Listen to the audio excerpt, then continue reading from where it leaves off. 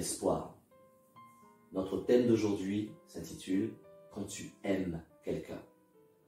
Alors, quand tu aimes quelqu'un, premièrement, tu décides de t'alliancer à cette personne. Les choses deviennent publiques. Tout le monde dans ton entourage est informé que tu es avec cette personne. Quand tu aimes quelqu'un, deuxièmement, tu prends son nom, ou cette personne te donne son nom. Et toutes les autres personnes qui arrivent dans la famille, dans le couple, prennent aussi le même nom. Vous devenez une famille.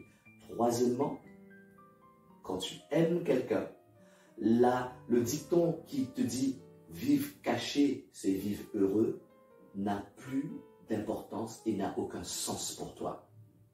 Pourquoi? Parce que tu es prêt à te battre sans te cacher pour cette personne, parce que tu l'aimes. Quatrièmement, quand tu aimes quelqu'un, tu fais en sorte d'être avec elle partout où elle est, partout où elle va. Dès que cela est possible, tu es avec elle. Savez-vous que c'est exactement la même chose avec Dieu? Regardez. Premièrement, quand tu aimes Dieu, tu décides de t'alliancer avec Dieu. Et l'alliance avec Dieu, c'est accepter Yeshua HaMashiach, c'est-à-dire Jésus le Christ, comme Seigneur et Sauveur. Donc, de cette alliance, Dieu, systématiquement, devient ton Père.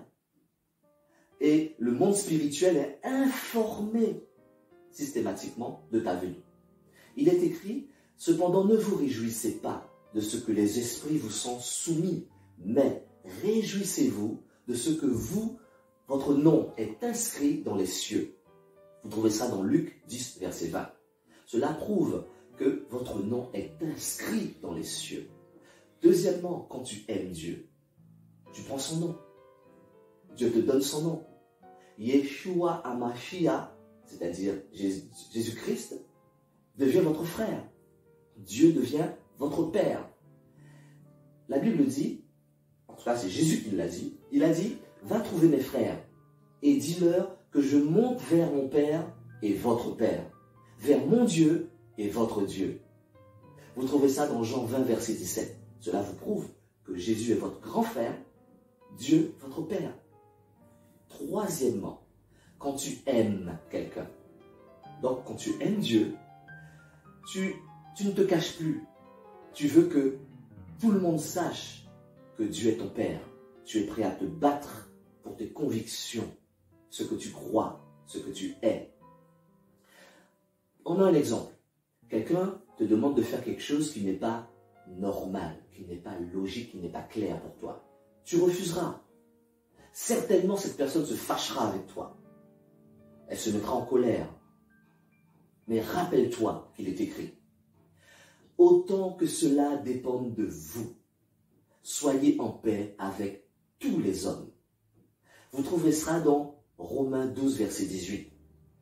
Ça prouve quoi? Ça prouve que votre Père Céleste avait déjà prévu qu'il y aurait certainement des personnes qui ne seraient pas d'accord avec vous, des gens qui essaieront de vous écarter de la voie, mais vous ferez en sorte de ne pas oublier ces préceptes et ces concepts et ces lois.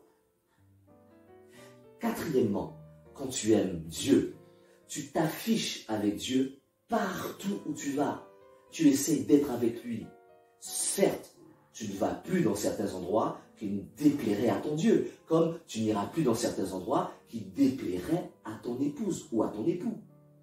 D'ailleurs, à ce propos, il est écrit, « Vous êtes une nouvelle créature. » Mais le verset qui nous intéresse, ce n'est pas celui-là. Le verset qui nous intéresse dit, « Ne savez-vous pas que votre corps est le temple du Saint-Esprit » Et il y a d'autres choses qui dit derrière, mais cette première partie nous intéresse.